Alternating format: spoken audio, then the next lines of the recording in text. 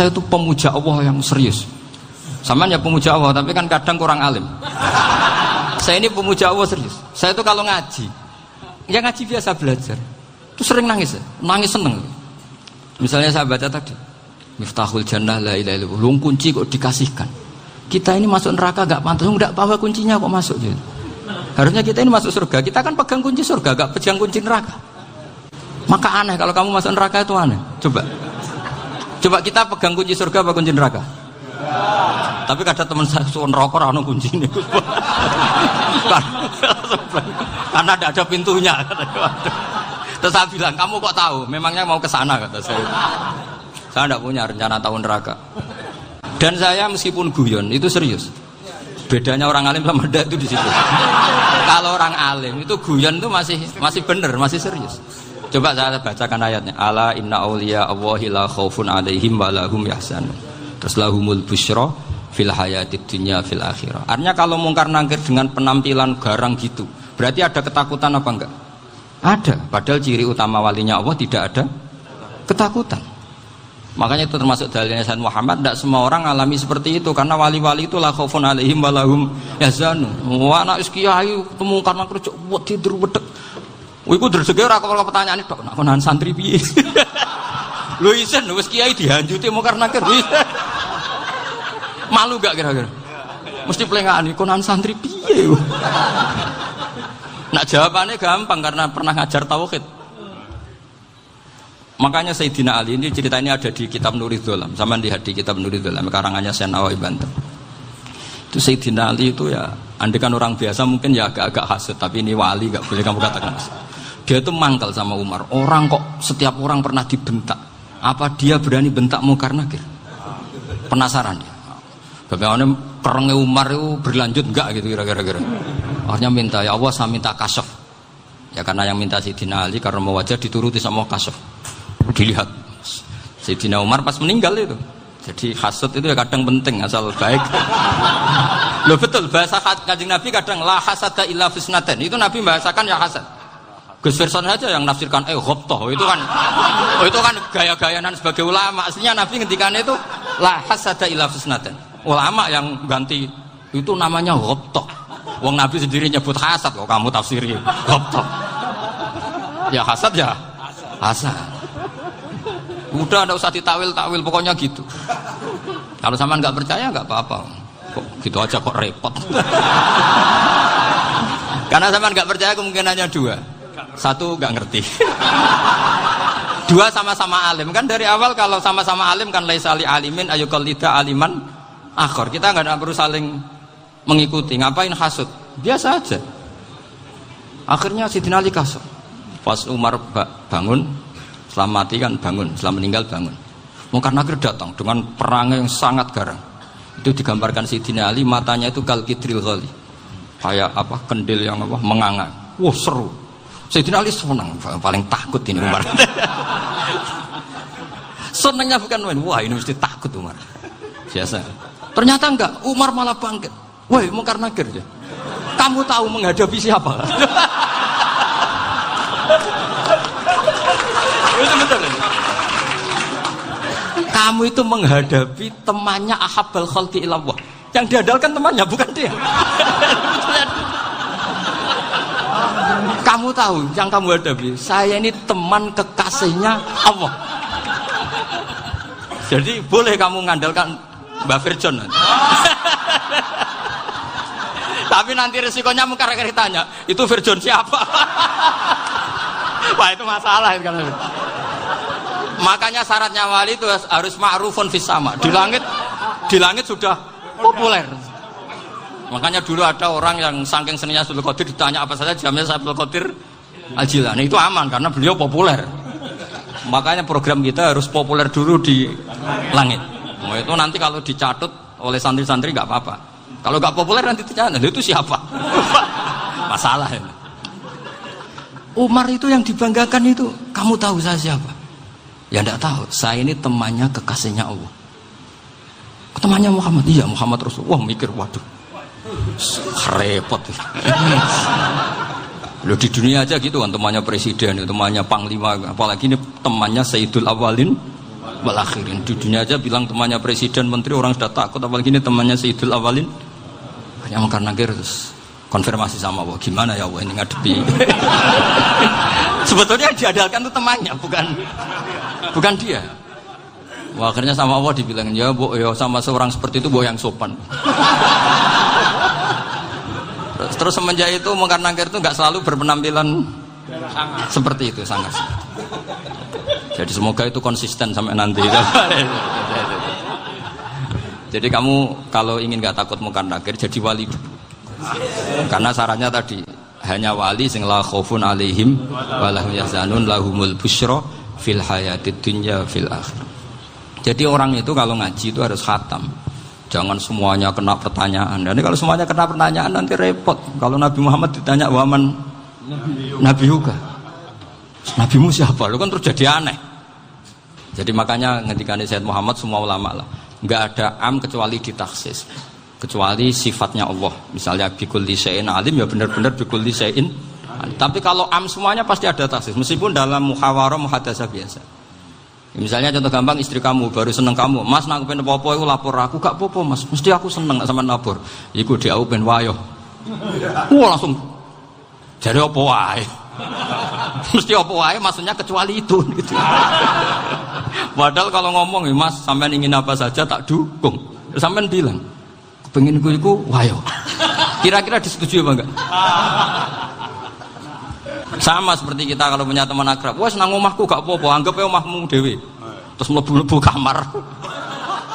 Jadi tidak ada am kecuali di taksis. Artinya kalau ada cerita bahwa orang mati pasti ngalami ditanya mungkar nakir, itu pasti ada am yang di taksis. Itu pasti juga dialami para anbiya, para ya, karena ciri utama wali itu la khaufun alaihim walahum yahzanun. Kemudian saya yang mau cerita ya, supaya sampean bisa menghadapi dunia global ini, tak bawa tafsir Munir termasuk tadi.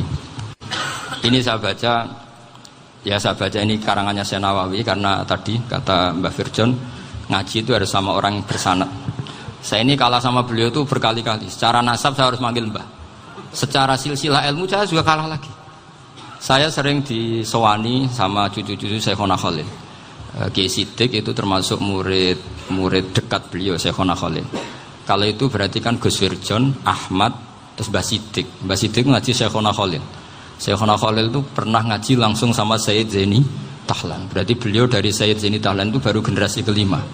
Sementara saya itu sudah ke-7 atau ke-6. Saya, Mbah Mun, Mbah Karim misalnya, Mbah Hashim, Mbah Mahfud Termas, Sayyid Abi Bakar Sato, yang arangnya Anatul Talibin, baru Sayyid Zaini Tahlan. Berarti saya ke-7, kalah lagi. Tapi untuk jadi wali biasanya cepat saya. Karena syaratnya jadi mbah itu ngalah demi putu. Jadi kalau beliau ngotot, saya dulu Gusti, saya mbahnya. Wah itu mbah yang nggak baik. Pasti jatahnya dikasihkan apa? Cucunya dulu. Makanya Abdul Muthalib itu orang yang dapat wangsit, tapi yang jadi nabi itu cucunya. Jadi dalil saya banyak. Sebenarnya Abdul Muthalib itu sudah sering dapat wangsit. Karena saya bahasakan wahyu, nabi yang protes, enggak nabi kok dapat wahyu. Tapi sebetulnya Abdul Muthalib itu masyhur. Kalimat-kalimatnya menunjukkan bahwa beliau itu sudah dapat wahyu kalau nanti cucunya itu jadi apa? Nabi. Makanya senangnya bukan main Abdul Muthalib sama Rasulullah. Putu seneng, mbah seneng putu. Jadi mungkin, jadi sampean enggak usah protes loh. Yang jadi wali kok cucunya. Dulu betul. Dulu Mbah Hamid Pasuruan itu kalau Mbah Ahmad Siddiq ke sana, Mbah Hamid Pasuruan kalau manggil Mbah Ahmad Siddiq itu paman. Tapi pamannya minta ijazah ke ponakan. Apa ya gara-gara itu memang. Kalau itu masih berlaku, apa? Ngalah tadi. Kayaknya masih, apa? Hawane masih. Hawane masih. Karena melihat tren-tren langit masih gitu kayaknya masih. Masih itu. Ya, tapi mbahnya tetap dapat jatah, tenang saja nanti. Tapi memang sebaiknya mbah itu legowo. Rasulullah Muhammad SAW itu terkenal min dzurriyyati Ibrahim.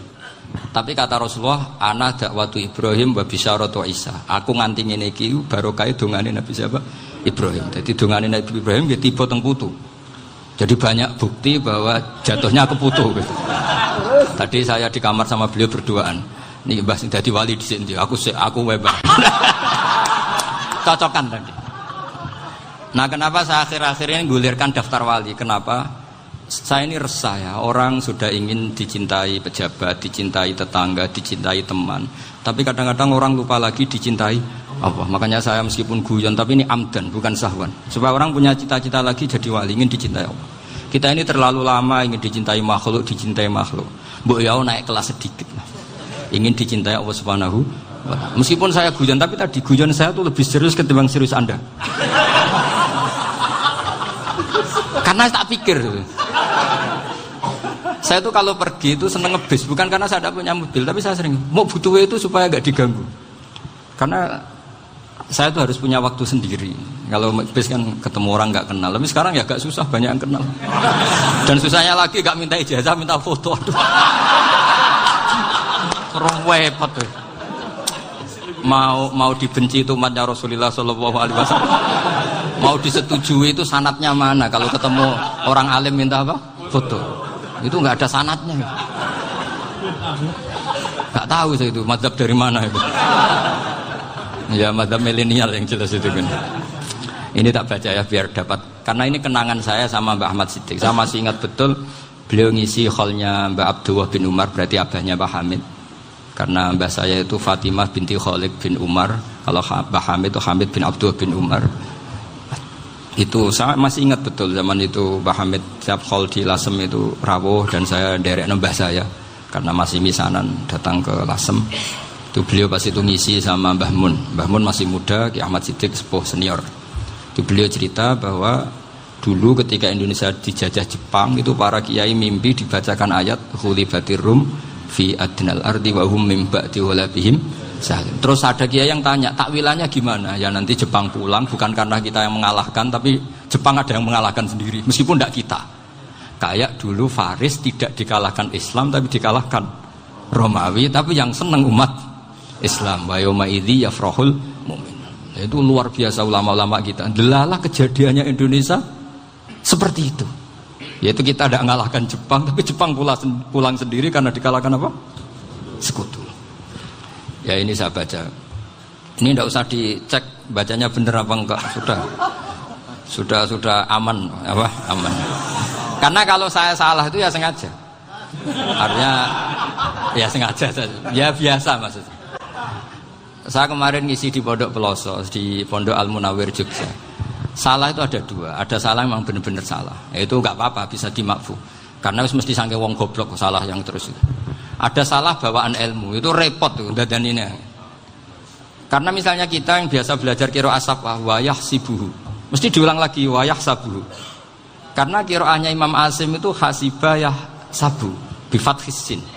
Sementara kita kalau ngaji kitab kulino yahsibu. Sehingga kita yang biasa belajar safah itu kalau baca kitab itu kayak orang bingung.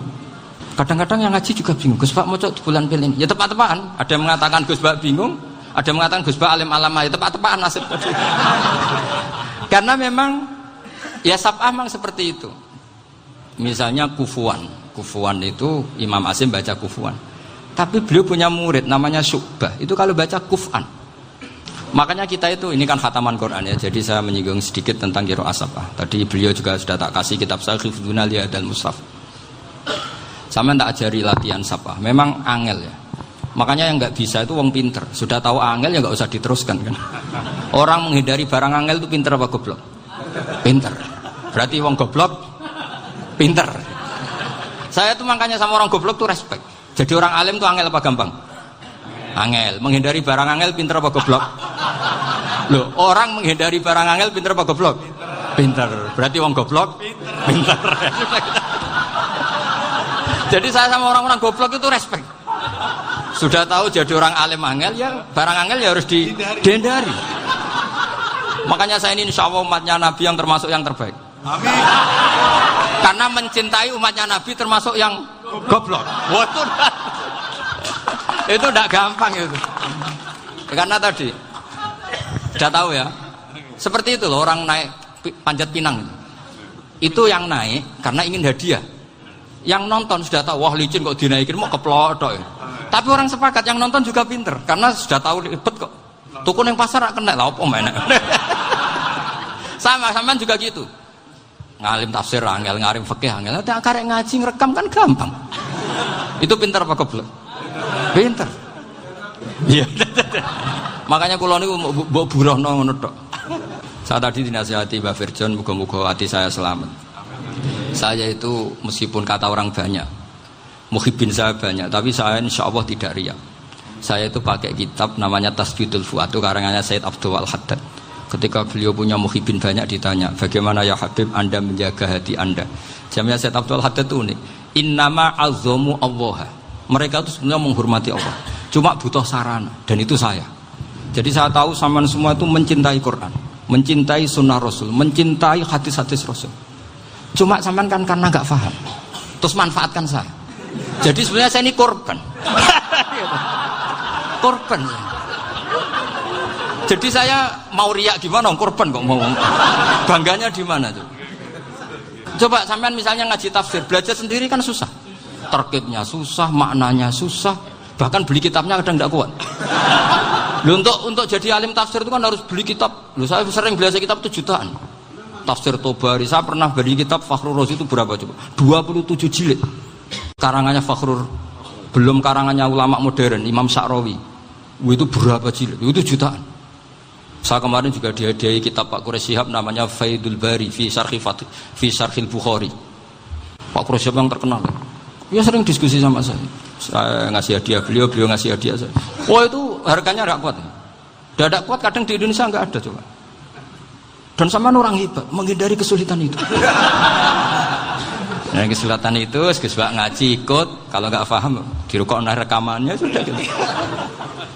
Pinter mana sampean sama saya? Pinter sampean kan? Bikin sosis susah, beli aja kok repot kan. Makanya nggak boleh orang bilang, wah aku goblok reso tafsir, aku wong pinter. Makanya nanti kalau saya ketemu Nabi tidak termasuk orang yang mentahkir orang Islam. Kafa bil mari isman ayah kira akhahul muslim. Jadi cukup orang itu dosa kalau menyepelekan orang Islam. Termasuk darani sampean goblok itu dosa. Caranya nggak darani goblok ya tadi di logika tadi. Alim itu angel. Ngendari angel itu pinter. Berarti wong bodoh. Pinter ya sudah gitu. Tapi tetap bodoh. Tapi ini satu cara untuk saya respect gitu. Coba orang yang ngaji tafsir saya banyak, mungkin ribuan. Itu sebetulnya mencintai Quran. Karena Quran adalah kitab suci yang panduannya umat Islam. Sangat mencintai Quran.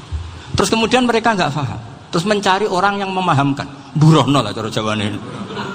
Terus keren saya itu di mana coba? Lah terus mereka kurang ajarnya gini, kalau paham itu ya alhamdulillah paham. Kowe nak ngaji Gus Bae ngono tok. Tapi nek ora paham, ora nyalano akale. Mari Gus Bae nerangno cepet mulane gak paham. Ora kok nyalano teke sing lelet.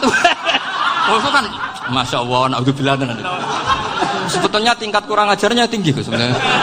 Jadi kalau nggak paham itu kadang nggak nyalahno uteke. Kayak mau misalnya, mau mari mikir aja jelas. Padahal misalnya jelas orang mesti paham, bodoh. Paham?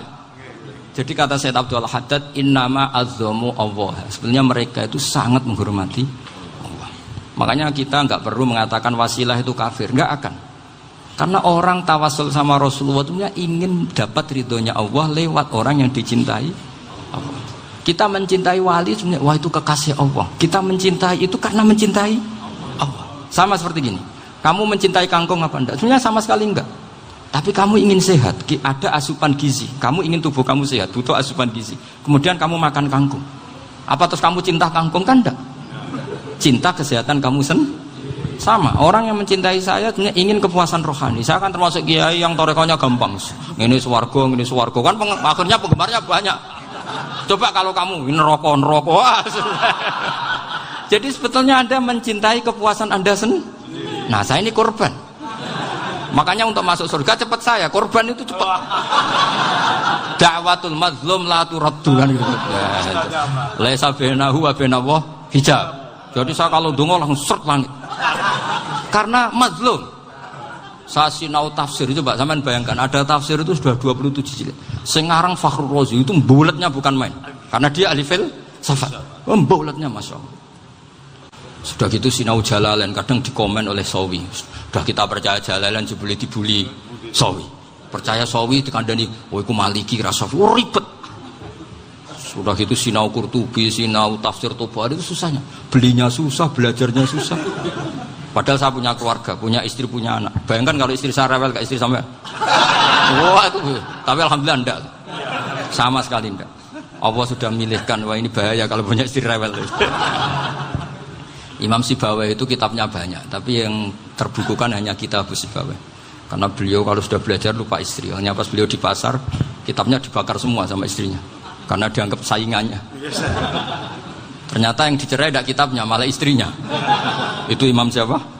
Sibawai. Tapi alhamdulillah kitab saya nggak terbakar, aman. Saya teruskan ya. Jadi untuk menjaga riya dilatih innama azzamu Allah. Sebenarnya mereka itu menghormati Allah. Sehingga wasail-wasail itu sebenarnya nggak pernah jadi subjek pelaku utama, enggak. Tetap Allah. Sebab itu kata Sayyid Muhammad, kamu kok mengatakan wasilah itu kafir itu gimana? Ketika innallaha qad ba'atsa lakum taluta malika. Talut itu ya manusia. PD-nya itu apa? Inna ayata mulkihi ayyatiyakumut tabut fihi sakinatum mir rabbikum wa baqiyatum mimma taraka alu Musa wa alu Haruna tahmiluhul malaika. Jadi beliau PD itu kalau bawa sunduk semacam peti sakti, sing di situ ada baqiyatum mimma taraka alu Musa wa alu Haruna tahmiluhul malaika. Ya kayak semacam jimat. Tapi saya bukan mensyariatkan jimat enggak, karena nanti banyak penjual yang pembohong juga gitu loh. Cuma cerita, kamu tidak usah mengatakan kafir. Dulu Talut PD-nya kalau bawa sunduk semacam peti kesaktian yang di situ ada baqiyatum mimma taraka alu Musa wa alu Haruna tahmiluhul malaika. Sehingga Khalid bin Walid meskipun beliau sahabat dan menyaksikan wajah Rasulullah SAW, itu bawa sya'aratun min sya'aratihi Rasulullah SAW, bawa rambutnya Nabi. Perang kemana-mana itu diletakkan di pecinya. Nanti sama tanya lagi, masa pakai peci Khalid bin Walid ini? Wah panjang, sampai itu repot. Sampai tak warai ngaji usul fikih. Usul fikih itu kalau ngaji itu ada istilah tangkihul manat. Ini mestinya wilayah yang kita bisa berdebat sama Mbah Firjon. Dulu itu musuh saya karena saya makili Anwar, beliau makili Peloso. Tapi tahu-tahu kalah tua terus saya mengundurkan diri.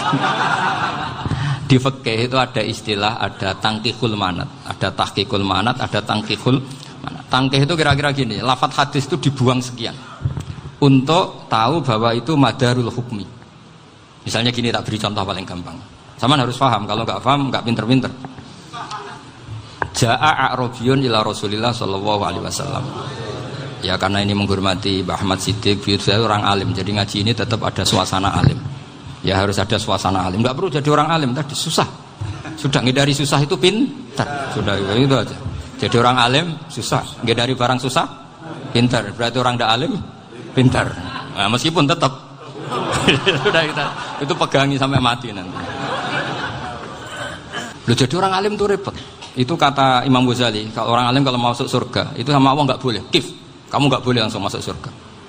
Coba cari umat kamu, syafaati dulu. Nah, saya takut nyari sampean tidak bisa kembali.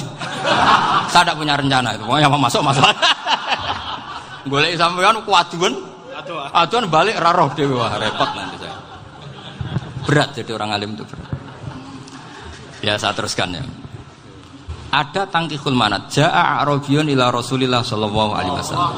Faqala ahlaktu wa ma ahlakaka qal waqa'tu imraati fi nahari Ramadan. Ya sidang kita, saya ini rusak ya Rasulullah. Kenapa? Karena saya menjima istri saya fi nahari Ramadan. Terus kata Nabi, kamu harus bayar kafarah. Napa Nabi kafarah? Puasa 2 bulan. Wong baru 1 hari aja terjadi gitu kok disuruh puasa 2 bulan. Ya tidak kuat ya Rasulullah. Baru berapa hari saya puasa aja kecelakaan seperti itu. Apalagi kalau sampai 2 bulan. Tidak ya Rasulullah. Ya sudah kalau gitu kamu pertama ngasih makan apa? Itqu raqabah kan, pertama merdekakan budak. Tapi kan sekarang nggak ada budak makanya. Terus sekarang langsung puasa. Wah ini nggak bisa semua. Ya sudah ngasih makan orang 60. Kasihkan siapa ya Rasul? Ya orang fakir. Saya ini paling fakir. Di kampung saya ini orang paling fakir. Jadi mulai dulu orang fakir itu hubungan suami istri itu paling lancar. Mulai dulu. Makanya orang fakir itu anaknya banyak. Karena hiburannya hanya itu. Wong Ramadan aja. Coba mau ke ATM nggak punya uang, mau antri di bank nggak punya, mau apa coba? Itu mulai dulu. Ini sanatnya mutasil. Wah, akhirnya sudah sanksinya kan tadi ya idku raqabah atau puasa 2 bulan berturut-turut atau ngasih makan 60 orang miskin. Lalu kata ahli usul fikih, kata Arabi dibuang, nggak menjadi catatan hukum.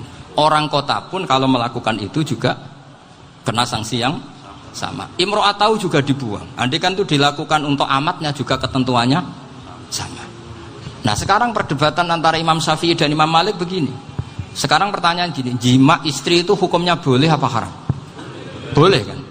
Lalu kalau ada orang tanpa udzur kemudian makan siang-siang, cara Imam Malik hukumnya sama, harus kena sanksi yang sama. Karena sama-sama hadku hurmati Ramadan bighairi udzrin syar'iyyin. Sama-sama merusak hukum Ramadan tanpa udzur syar'. Lu jima itu tidak zina. Kan hukumnya jaiz. Nah, sekarang makan hukumnya jaiz, harusnya juga kena ketentuan yang sama. Cara pikirannya Imam Malik. Nah, alhamdulillah Imam Syafi'i gak setuju. Wah, cara setuju repot. Bahkan orang-orang Syafi'i sudah punya khilaf, kalau gitu minum dulu. Iya, biar gak kena. Iya, biar iftarnya pakai minum. Setelah minum baru jima kan. Ya. Ini sudah menyiapkan khilafnya. Ini khas Syafi'i ini, bongsong rekayasa hukum. Nanti bisa belajar jauh cara ngakali hukum. Makanya guyonan yang masyhur Gus Dur itu gitu. Ada seorang kiai atau Gus lah, ya punya salah, namanya manusia kan punya salah, entah cangkruk entah apa, pokoknya punya salah. Ada wartawan yang ngiranya semua kiai itu orang suci, sehingga tanya sama Gus Dur, Gus itu ada kiai kok, ya pokoknya salah lah. Tapi jangan bayangkan dosa besar, enggak, kecil-kecil aja. Itu gimana itu? Padahal kiai kan orang suci. Jawabnya Gus Dur lucu. Ya justru yang boleh salah itu para kiai. Kalau kamu nggak boleh. Loh, kok bisa Gus? Karena mereka tahu caranya tobat. Repot. Kalau kamu nggak tahu caranya. Sama pelanggaran hukum itu ya harus pakar-pakar hukum. Ya. Itu yang tahu caranya rekayasa. Kalau kamu ya kena pasal kan ya. Jadi kamu jangan niru saya ini punya sekian cara untuk nah, itu namanya khilah. Makanya kata Sayyid Muhammad, kamu tidak usah anti khilah, karena Abu Hanifah itu membolehkan khilah, kitabul khiyal. Yang penting kamu soleh dulu, setelah soleh nanti Allah maklumi. Soleh dulu, syaratnya soleh dulu. Kalau tidak soleh jangan. Contohnya gini, ada orang mau puasa lemes sekali, mau makan, gampang. Kalau langsung makan kan kayak hadku hormati Ramadan bighairi udzrin syar'iyyin. Aku langsung mau jembera sowan Mbah Firjo. Sudah status saya apa? Musafir. Nah, sudah berangkat aja sampai Tuban makan. Nanti kalau nggak jadi ya nggak apa-apa sudah. Kan mulai pergi sudah musafir. Saya tidak tahu nanti malaikat tertarik gebuki nggak tahu. Tapi itu ada khilafnya. Asal soleh lah. Karena kata Sayyid Muhammad dan semua kitab mengatakan itu. Kalau sama nggak tahu ya kebablasan. Nabi Ayub, nabi yang terkenal Gudiken itu siapa? Ayub ya. Nah, itu yang Israiliyatnya kan seru. Gudiken dikukur bek kreweng itu terlalu lah kalau itu. Untuk kreweng konti ning Arab ora ono kreweng itu sudah masalah itu. Singkat cerita, Nabi Ayub ketika diasingkan kaumnya itu kan nggak punya sumber makanan. Lah orang lelaki itu mulai dulu egois. Istrinya Nabi Ayub itu cantik sekali. Udah cantik, rambutnya bagus. Makanya kamu nggak usah tanya kenapa istrinya kayak banyak yang cantik. Ya, warasatul anbiya, nggak boleh gitu. Kalau nggak cantik ya warasatul anbiya dari segi balak. Istrinya Nabi itu semuanya cantik. Nggak usah tanya sebabnya apa, pokoknya gitu, semuanya cantik. Singkat cerita, beberapa kali istrinya Nabi Ayub itu kerja demi bisa nafkahi Nabi siapa? Suatu saat itu tidak ada pekerjaan yang cukup untuk beli roti. Satu-satunya peluang dapat rezeki itu putrinya raja itu rambutnya berondolin. Terus ada sayembara siapa yang rambutnya bagus mau dibeli. Sampai rambutnya istrinya Nabi Ayub itu dijual. Nabi Ayub tersinggung karena itu mengurangi kecantikan. Jadi lelaki mulai dulu gitu. Udah nggak urun kalau istrinya nggak cantik itu komplain. Itu khasnya lelaki. Jadi kalau kamu gitu ada sanadnya juga, tenang saja ya. Komplain ya pegawaian itu. Saking mangkelnya Nabi Ayub terus ngendikan la adriban naki mi'ata sautin. Kamu akan saya pukuli dengan mi'ata sautin atau dengan 100 cambukan. Atau mi'ata dikhtin atau mi'ata apalah sesuai konteks zaman itu. Engko namanya pecut tuku konti kok ribet lagi. Singkat cerita, akhirnya ketahuan bahwa istrinya menjual itu demi Nabi Ayub. Allah nggak ridho kalau kekasihnya yaitu istrinya Nabi Ayub wis perjuangan kayak gitu malah kena hukuman. Tapi Allah juga nggak ingin kekasihnya yang bernama Ayub melanggar sumpah. Padahal beliau sudah sumpah, wallahi demi Allah nanti tak pukul dengan 100 kali. 100 kali dengan lidi lah misalnya, contoh yang gampang tuh lidi. Akhirnya sama Allah dikasih satu solusi. Wa khud biyadika dikhsan fadrib bihi wala tahnas. Ya sudah, lidi itu ikat jumlahnya 100. Terus pukul sekali saja. Anggap saja sudah 100. Iku pangeran sing wari ngakali ngono iku pangeran. Tapi syaratnya soleh. Syaratnya soleh. Jadi kalau kamu anti khilaf berarti anti ajarannya Allah di ayat itu.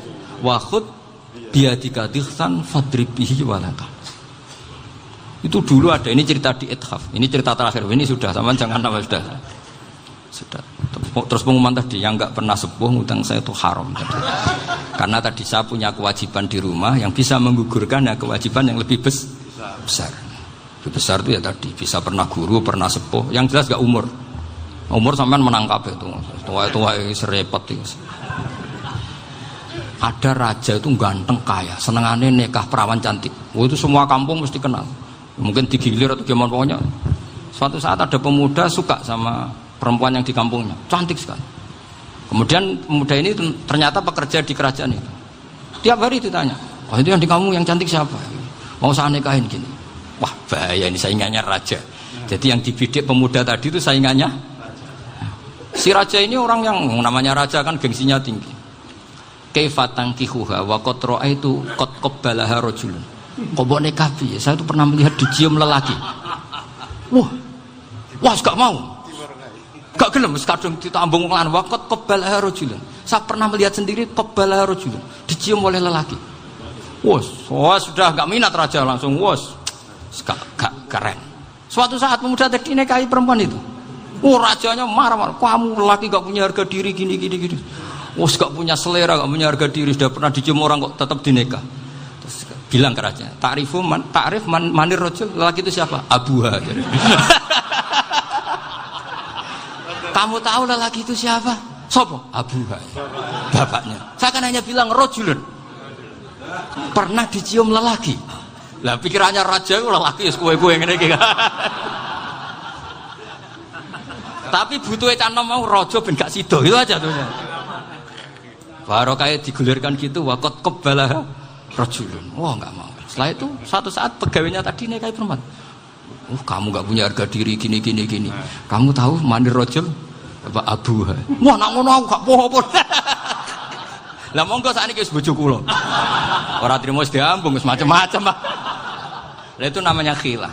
Apa? Khilah. Kalau di Balaghah disebut tauriyah atau apalah. Tapi saya tidak ngajari sampean seperti itu. Sudah pinter sebelum saya ajarin. Bangsa ngakali kan sudah pinter. Saya kira demikian. Assalamualaikum.